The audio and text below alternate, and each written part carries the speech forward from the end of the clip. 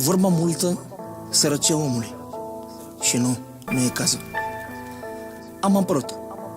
V-am spart și am plecat. Dă-i mă din pedale și taci în pula mea. A venit momentul să-mi văd de treaba mea. Stau să-mi număr banii cu familia. Bă, numără ca lumea, mă, că te-a dracu. Și vă las pe voi să o ardeți în arfe, că m-am săturat de banii ca de neregați. De sute de ori ați vrut să-mi faceți cheie, că am ținut în lei sau un leu sau o femeie. Salut prieteni, sunt Dani Mocanu. Cum e papa de la Roma în Italia, la fel rămâne Mocanu în România.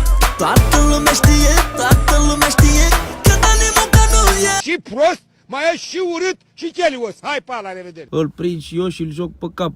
Hai, tu înțelegi ce zic? Mă acuză toți că-ți fitez legea, dar când sunt acasă dansează pe piesa mea.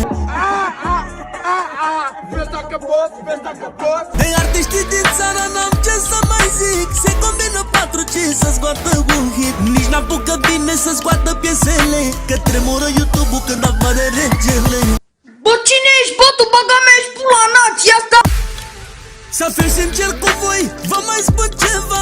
Am atras multe femei prin cariera mea, m-au vrut în patul lor și femei măritate.